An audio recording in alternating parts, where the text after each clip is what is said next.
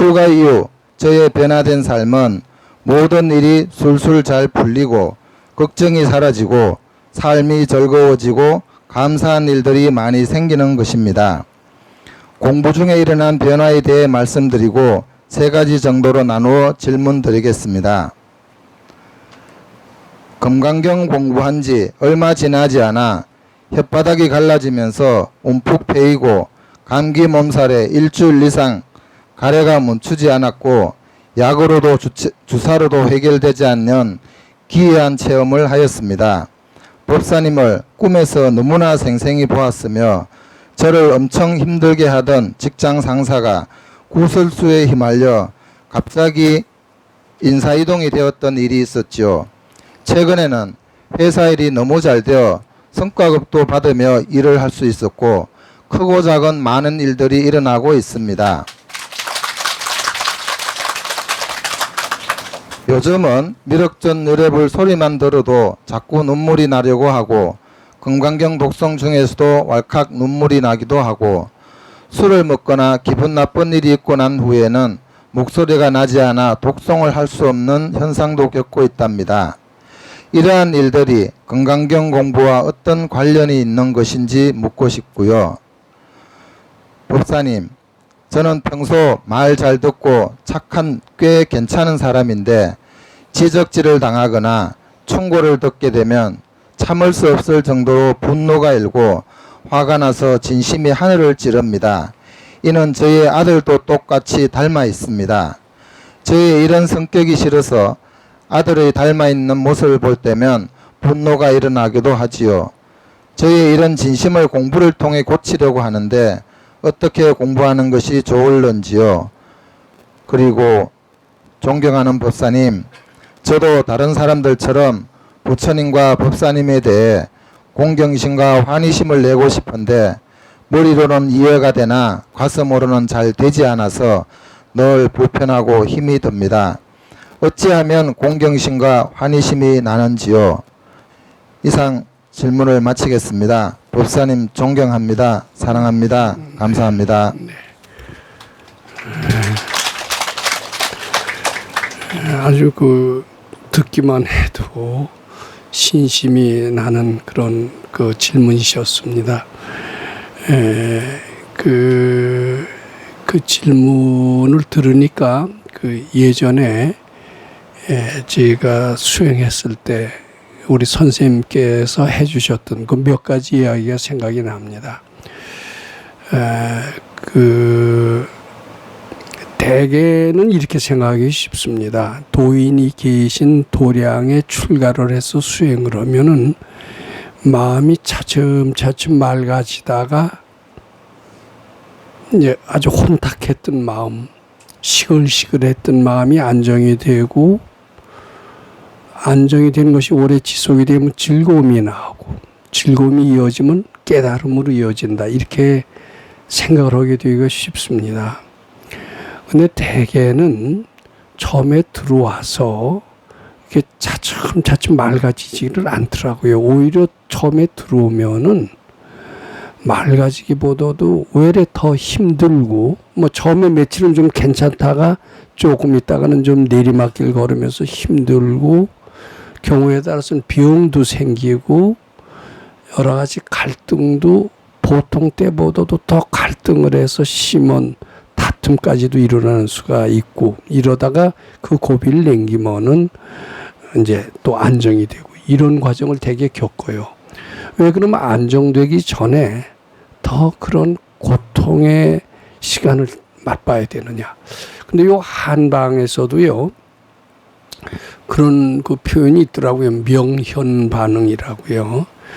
뭐냐면 모든 나쁜 업장이 빠져나갈 때는 그냥 빠져나가질 않습니다.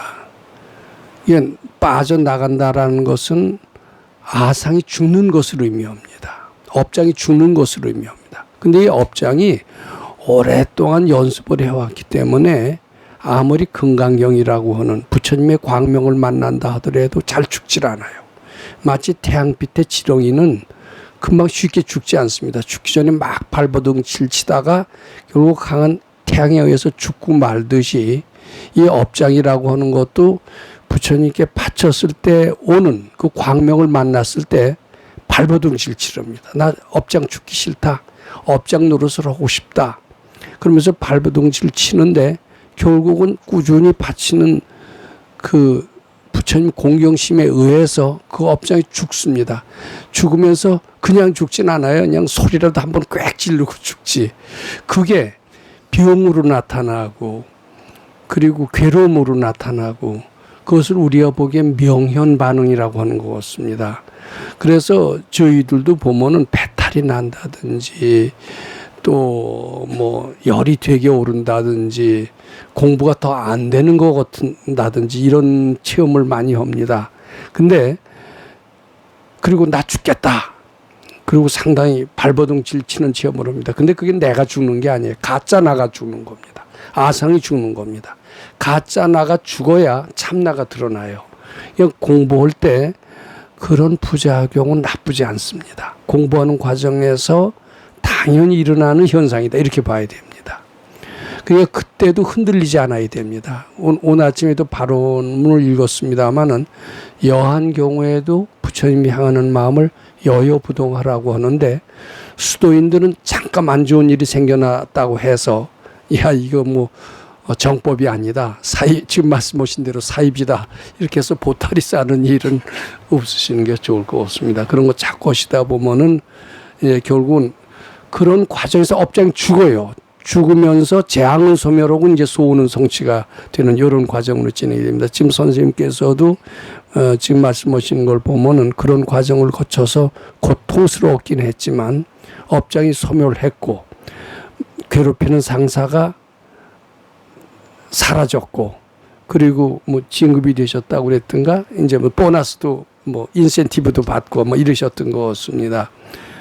이게 공부하는 과정에서 그런 나타날 수 있는 그런 일반적인 현상을 잘 체험하셨다 이렇게 말씀드리고자 합니다. 근데 제가 조금 잊어버렸는데 그 질문의 요지가 뭐였죠? 지금 질문하셨던 것이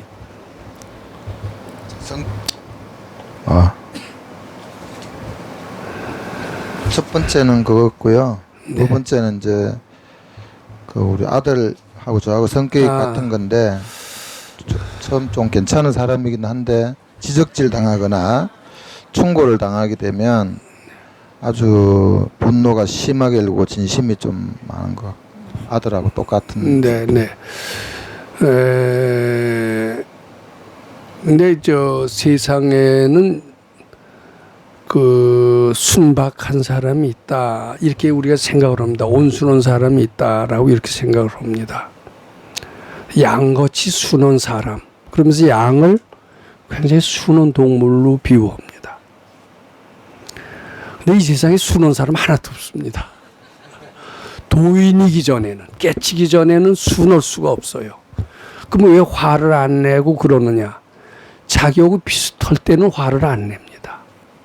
근데 자기와 반대되는 거에는 순할 수가 없어요. 그 업장이 요동을 치고 반항을 하고 그리고 난리를 칩니다. 지금 선생님 그러셨죠. 보통 때 순하지만은 화낼 때가 있어요. 왜냐하면 순한 것은 자기하고 비슷한 것이 왔을 땐 저항할 이유가 없어요. 그때는 누가 보기에도 순해 보이는 것 같습니다. 또 저항할 힘도 없을 때는 결국 굽힐 수밖에 없습니다. 양은 사자가 왔을 때 저항할 힘이 없습니다. 그러니까 팍 눌려 있으니까 겉으로 보면 그저 반항 못하는 그런 동물, 순한 동물처럼 보일 뿐이지 그 실제로 속까지 진심이 없다라는 뜻이 아닙니다. 그 양도 자기보다 만만한 것들이 덤벼들면 만만한 것들이 자기의 성질을 거스르게 된다면은 겉으로 보이는 순한 양, 또 사람도 착하지 같은 그런 사람들도 불같이 화를 내는 수가 많습니다. 그러니까 순한 사람은 없습니다. 자기의 반대되는 사람, 반대되는 업장을 만났을 때 또 만만하게 화낼 수 있는 그런 조건을 갖춘 사람을 만났을 때는 여지없이 불같이 화를 내는 것은 사람이나 동물한테 다 공통적인 특징입니다. 문제는 자기와 반대되는 업장을 가진 사람을 만났을 때, 자기가 화낼 수 있는 만만한 사람을 만났을 때도 화내지 않을 수 있다면 이것이 진짜 군자하고 수도인의 자세다, 이렇게 봐셔야 됩니다. 근데 대개 내가 이렇게 나보다 만만한 사람, 또 만만한 사람이지만 나를 거슬리는 사람, 나의 기질을 거슬리는 사람한테는 화를 내는 기질이 있다라고 누구한테 얘기했습니다만은, 그런 기질은 또 그런 기질의 사람을 끌어들입니다. 그래서 그런 기질로 끌어들어온 것이 친구도 되고 또 자식도 돼요. 유유상종이라고. 그런 또 내가 그런 기질이 있으면 그런 기질의 사람만 눈에 띄게 되고, 그 눈에 띄는 것은 내가 그런 업장이 있다는 뜻도 되고, 거기서 그 자리가 싫어서, 그런 사람이 싫어서 헤어져서 다른 데 가더라도 또 그런 사람을 만날 수가 있습니다. 아마 아드님도 그렇지만 직장에서도 그런 사람을 종종 보셨을 겁니다. 그래서 그 직장이 귀찮아서 다른 직장으로 옮겨도 또 그런 사람이 똑같이 올 겁니다. 왜냐하면 나의 그런 기질이 그런 사람을 끌어들이기 때문입니다. 그 업장을 완전히 해서오지 않는 한은 그런 기질은 항상 나를 뒤따르게 됐다, 이렇게 보시면 됩니다. 아들이라고 생각하시지 마십시오. 나의 그런 업장이 그런 업보를 끌어왔다, 이렇게 생각하시면 됩니다. 그러면 어떻게 하면 그런 업장이 없어지느냐? 내 마음속에서 그것을 받쳐서 본래 없는 것으로 알고 청소할 때, 내 마음속에서 그것이 사라질 때 아드님도 변할 것으로 이렇게 생각합니다. 또 직장에서도 그런 사람을 안 만나게 될 것이다, 이렇게 생각을 합니다.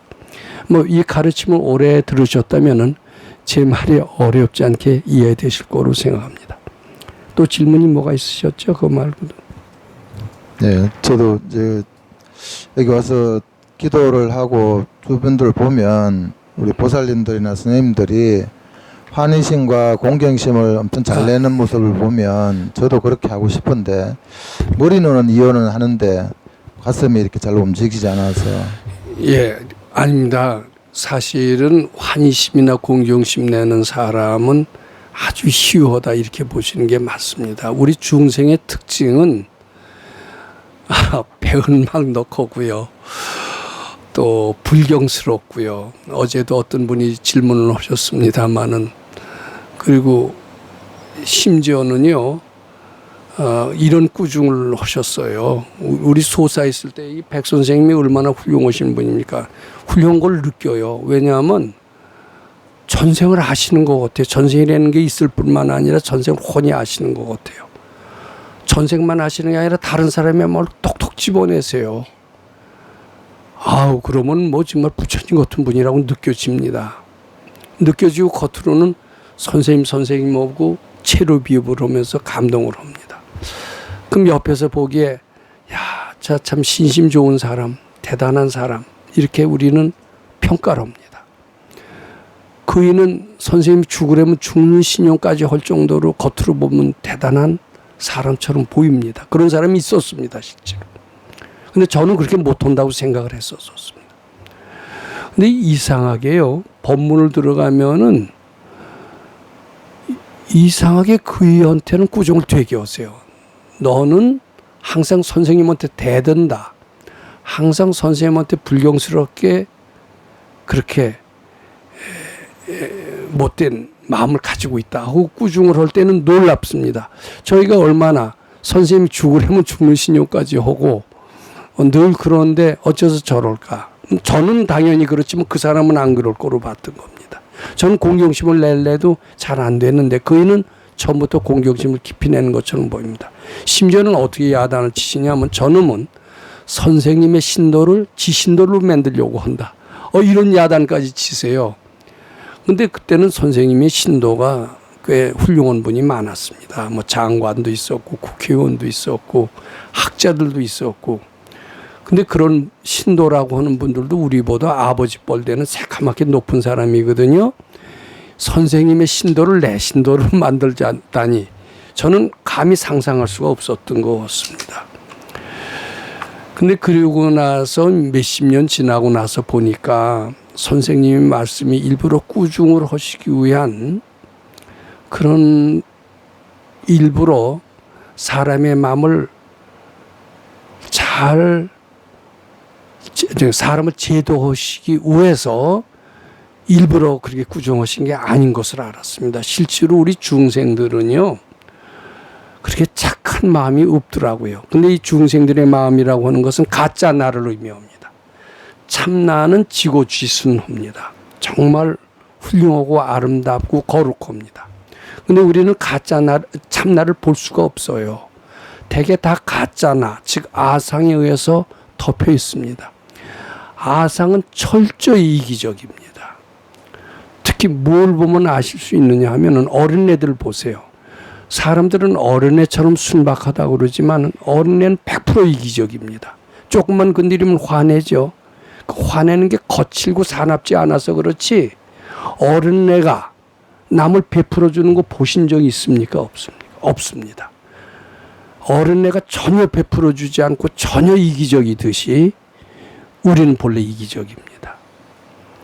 그런데 이 이기심을 가지고 있다라면 재앙이 일어난다는 것을 우리는 지혜 있는 사람은 금방 압니다. 그래서 이 이기심을 가지고 있어서는 안 되겠다라고 생각을 하고 도인을 만나고 서인군자를 만나서 이기심을 바치려고 합니다.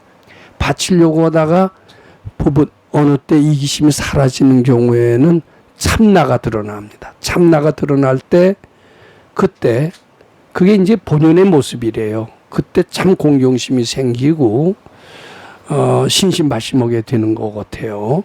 근데 그러기 전에는 나라는 것을 소멸하고 깨치기 전에는 겉으로만을 그저 착한 척하고 신심발심하지 속마음은 굉장히 이기적인 것이 대부분의 사람들, 많이 닦지 않은 대부분의 사람들이 공통적으로 느끼는 이제 그런 중생적인 마음이다. 이렇게 보시면 틀림없습니다. 그러니까 왜 공경심이 안 날까? 이렇게 걱정하시기보다도 공경심 안 나는 것은 너무나 당연한 것이다. 이렇게 생각하시면 됩니다.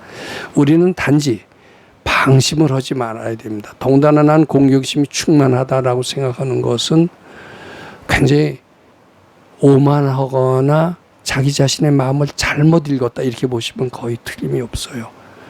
공경심 내는 어떤 제자들도 스승께서 꾸중을 하시면요, 팍 돌아서요. 그 이튿날로 보따리 싸서 가는 수 있어요. 그게 공경심 낸 겁니까? 자기 이익을 위해서 일시적으로 숙이고 있는 겁니까? 절대로 그렇지 않거든. 그 공경심은 쉽지 않습니다. 도인의 특징이다. 이렇게 보시면 됩니다. 근데 우리는 그 도인의 특징, 어떻게 보면 본연의 모습을 살리기 위해서 부지런히 바치는 것이다. 저도 사실은 그때 몇 년을 출가해서 시봉을 오고 있었다면 누가 보기에도 선생님 되게 공경심이 많다, 대단히 신심이 좋은 사람이다, 이렇게 생각하시기 쉽지만은 제가 거기 가서 출가하고 모든 것을 바치려고 한 것은 우러나는 신심이라고 하기보다도 어제도 표현했습니다마는 이런 식의 사고방식으로는 밖에서 살 수가 없을 것 같아요. 어떻게 보면 마지못해서 출가했고 마지못해서 공부했고 억지로 공경하는 척했다, 이렇게 봐도 됩니다. 근데 그게 오랫동안 연습을 하다 보니까 그 나의 불순했던 마음이 차츰차츰 가라앉으면서 어느 때는 참으로 참 공경하고 신심을 내는 수가 많은 것 같습니다. 우리는 틈만 내면 나쁜 짓 하려고 그러고, 틈만 내면 불경스럽게 하려고 그러고, 틈만 내면 배신하려고 한다. 이렇게 자기 마음을 봐야 됩니다. 자기 마음이 착하다라고 보는 것 자체가 굉장히 무지의 소치다. 이렇게 보셔야 됩니다. 단 가짜 나입니다. 이건 참나가 아니에요.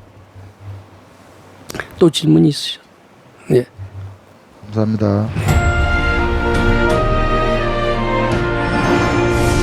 금강경 가르침을 통해 올바른 인재 양성 교육과 각종 사회 문제에 대한 해법을 현대인들에게 제시하고 있는 바른법연구원 김원수 법사가 금강경 독송 및 수행을 통해 얻은 일체 유심조, 공, 불이, 구족의 진리로 역경과 난제를 실제 해결하는 체험을 통한 설법집 우리는 늘 바라는 대로 이루고 있다를 출간했습니다. 구입은 전국 서점에서 가능하며 문의는 청우당 02337-1636번입니다.